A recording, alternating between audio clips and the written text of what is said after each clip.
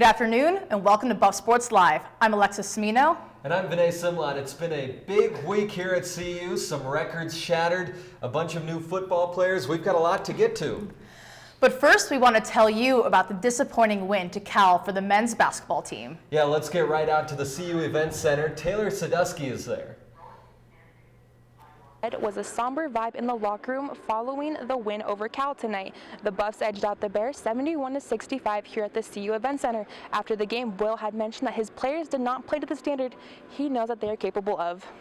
Attention to detail, game plan, other things that I've really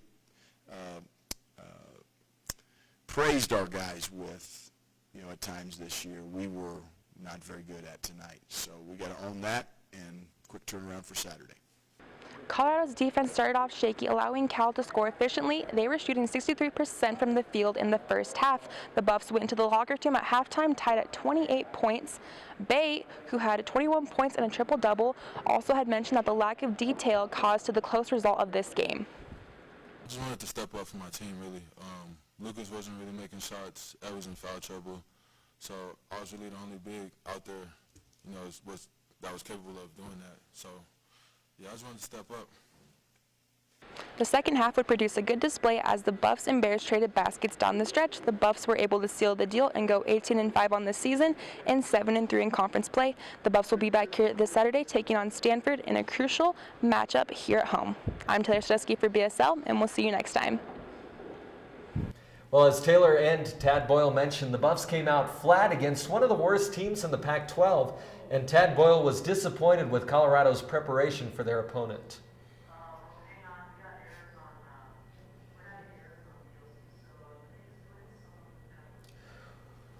Well, we're having some technical difficulties, but basically what Tad Boyle said is the team didn't read the scouting report. So what happened was they didn't know one of the players was left-handed.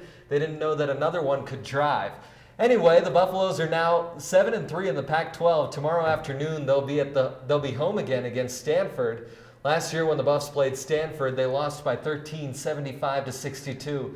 They had a hard time containing Oscar Da Silva and Dejon Davis.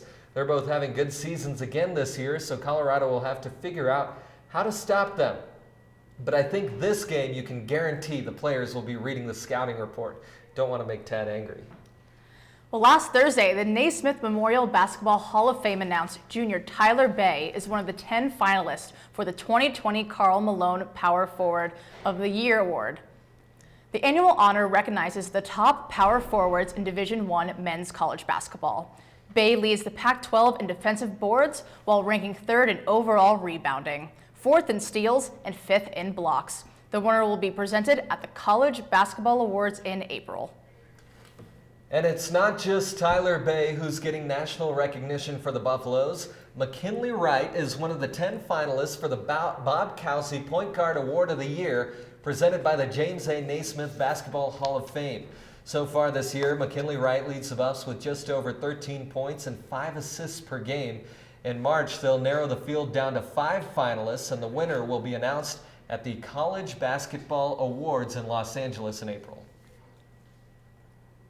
The women's basketball team couldn't beat number 3 ranked Oregon last Saturday. It was a pretty lopsided game. The final score was 101-53. After an initial basket by Maya Hollingshed, the Ducks answered back with an 11-0 run on the board. The first half ended with Oregon up 52-22. Despite an improvement in scoring in the second half, the Buffs couldn't hold off the high-octane Oregon offense, led by Sabrina Ionescu. The leading scorers were Emma Clark and Maya Hollingshed, with 18 and 11 points each. Well, after that game, J.R. Payne said she was happy that the Buffaloes stayed together. And after a difficult homestand against Oregon and Oregon State, the 14-7 Buffaloes will play the Washington School this weekend. They'll open up the 2-game set tonight against Washington State at 8 p.m. It may be tough to snap that losing streak tonight because the Buffs have only beat the Cougars in Washington once before. After that, Colorado will close out the weekend against the University of Washington on Sunday afternoon. Now put away those notebooks, the calculators, your textbooks, and your computers, because it's time for this week's trivia question. Now, since we've been talking about basketball, our question this week is, Where did the basketball teams play at from 1924 to 1937? We'll have that answer for you later in the show. Well, tough question. Yeah, it is. Anyway, coming up after the break, we have a couple of cross-country records we need to tell you about. Plus, it was signing day. We'll give you the scoop on all of the new Buffaloes.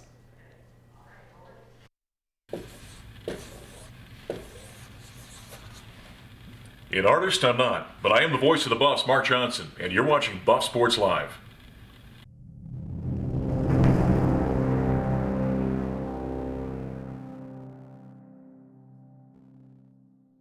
Please record in Mike and Q Talent in 5, 4, 3, 2, 1. Mic up on 2. All right, take 1. And fade camera 2. Take 3. Ready, red. Roll red. Take cam 1. Take red.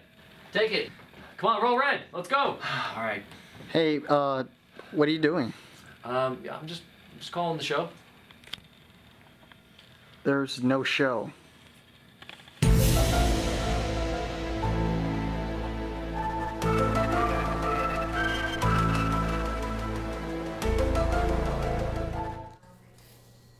Last Saturday, Colorado track and field star Danny Jones beat her first individual school record at the Colorado Invitational.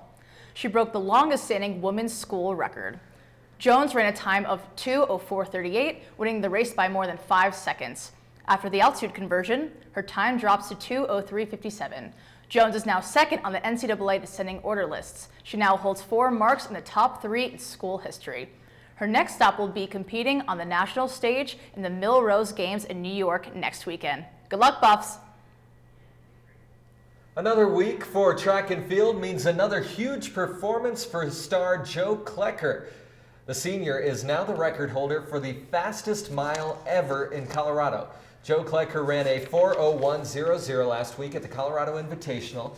With the altitude conversion, that means he ran a 3:55:06, 2 seconds faster than any other runner in the nation this season, and more than 3 seconds faster than the school record.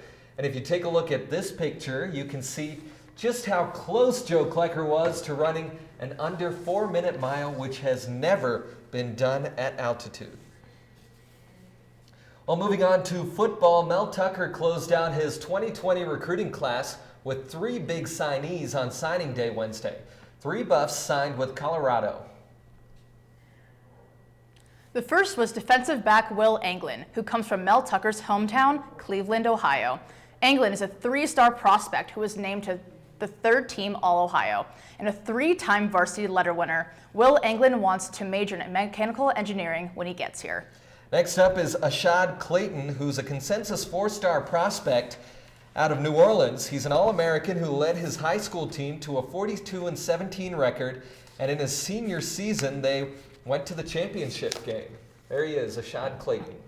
And the third is another running back, Jale Stacks, out of Cherry Creek High School here in Colorado. He's a 3-star prospect who's ranked the 10th running back in Colorado. This season in the state championship against Columbine, Stacks ran 14 times for 145 yards. Wow. On Wednesday, Athletic Director Rick George announced that some of those recruits will now get to wear numbers that were previously retired. They're putting 3 numbers back into circulation. Number 24 retired in honor of running back and Chief Justice Byron White. Joe Romig's number 67 and Bobby Anderson's number 11. The players who wear these retired numbers will wear a patch honoring those players. The one player whose number was not put back into circulation is running back Rashawn Salem. Rick George and his number may go back into circulation in 2036, 19 years after it was retired. Rashawn Salam, one of the greats. You know, they could use him because it's been a rough couple of seasons for the football team. Well, Buffs fans have a few ideas on how Mel Tucker could improve the team. Yeah, and Zoe Paulson has talked to all of them, and she has her suggestions.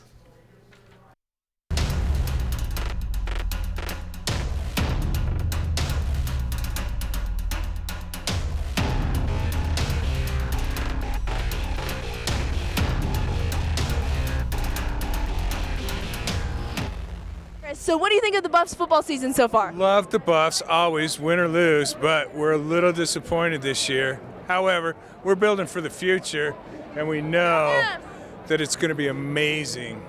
I just want to go to a bowl game. That's all I want. It's been tough. Started off great. They've been resilient. We've been relentless. But we're going to keep going. We're going to get this win today. Unfortunately, it's been disappointing, but the games are still fun to go to.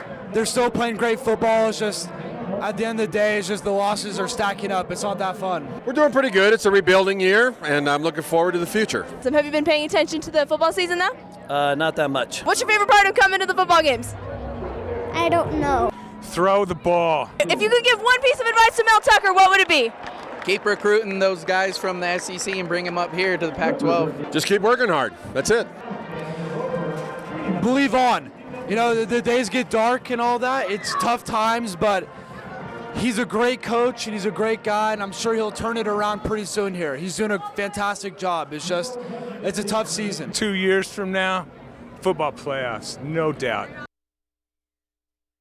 College football playoffs, no doubt. Well, anyway, last weekend the Kansas City Chiefs won the Super Bowl, and in a way, so did the Buffs. Forever Buff Eric Bieniemy is now a Super Bowl champion. He was the offensive coordinator and play caller for the Kansas City Chiefs and the mastermind behind their explosive offense. After that win, Bieniemy's name has come up many times as a potential head coach. So we'll see, maybe. Vinay, if there's one thing you know about me, Yeah? it's that I love lax. Lax for life, bro. Well, lucky for you, we've got a lax update coming up after the break.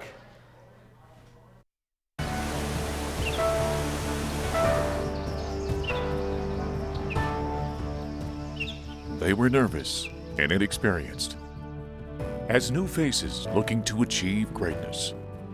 As the years went on, they grew confident in their abilities. Maybe. Yes, sir! Now they look to guide others in the same pursuit. There it is! Can you believe it?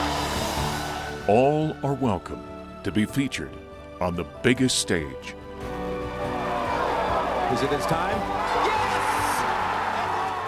We invite you to discover what you're capable of at BuffSports Live. Lax Bros rejoice! The Colorado lacrosse team begins their season this weekend in Florida. It'll be an exciting top 20 matchup. The Buffs are ranked 18th in the country, and the Gators are 14th. The game is at 10 a.m. on Saturday. The Buffs will be back home on February 21st. Well, the women's basketball is in Washington this weekend, but when they get back next week, they'll have an exciting celebration. Yes, they will. Next weekend, Colorado is honoring its famous 1994-1995 women's basketball team. Drew Sherrick joins us in studio to tell us about that. Next weekend, Seal will be hosting the 25th reunion of the 1994-95 women's basketball team. With Hall of Fame head coach Seal Berry at the helm, the team claimed the only 30-win season in CU's history. In addition, the team went a remarkable 14-0 in the Big 8 Conference and is the last Colorado team to claim a conference title. While the team was the #1 seed and the #2 ranked team in the NCAA poll, they ultimately were unable to win the national championship, falling in the Elite 8. Some notable players from the club include Shelly Sheets, Isabel Fidzalkowski, and Aaron Scholes. Sheets was a first-team All-American, while Fidzalkowski was an honorable mention. Coach Berry noted how excited she was that the players got the chance to reconnect. Current head coach J.R. Payne was eager at putting together the past with the present, acknowledging the rich history of the women's program. The reunion weekend officially kicks off with a pregame reception before the 7 p.m. start. Saturday and Sunday also include festivities before the 1994-95 team will be honored on court during halftime on Sunday when the team hosts the Stanford Cardinal. While the event is meant to honor this team, all women's basketball alumni is welcome. It should be a tremendous weekend to honor one of CU's greatest teams. Thanks, Drew. That's awesome. It should be an amazing weekend. It may not seem like it now, but the women's basketball program at CU was one of the strongest here back in the day. Yeah, you know we love ourselves some Seal Berry. Well, anyway, after the break, we are heating things up just like Seal with rapid fire. And find out the answer to our trivia question. Stay with us.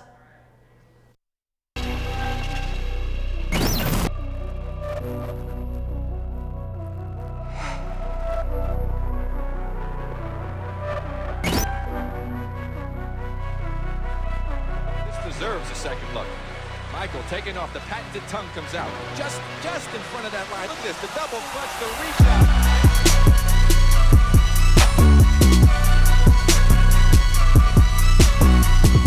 Pass on left wing, looks behind him, wide open, right wing, up top, open for three, fires.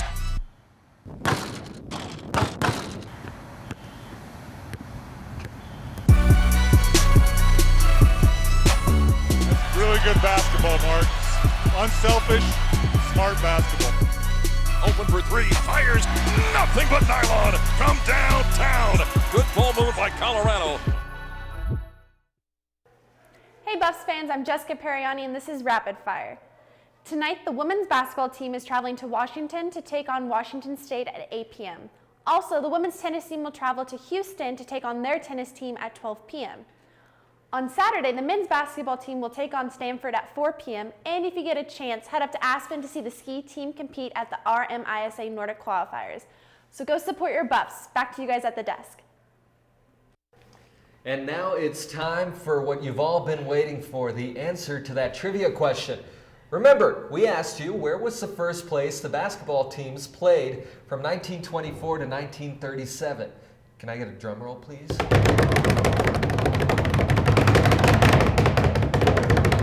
And the answer is Carlson Gym. That's out by the rec center. Alexa, have you been there? I went once this week to play powder puff. At the Carlson Gym? Oh yeah. How is it on the inside? It looks super old, doesn't it? It's way too old. It's Yeah. way too old. Well, imagine that. They had to play there back in the day. Way too old, just like us. A junior and a senior, man. Yeah. Or fifth year. Whatever you Senior, are. Yeah. Anyway, it's that time. It's time to say goodbye. It's time to enjoy the weekend. It's not a goodbye, it's a see you later. It's see you later. For Alexa, I'm Vinay. We'll see you next week.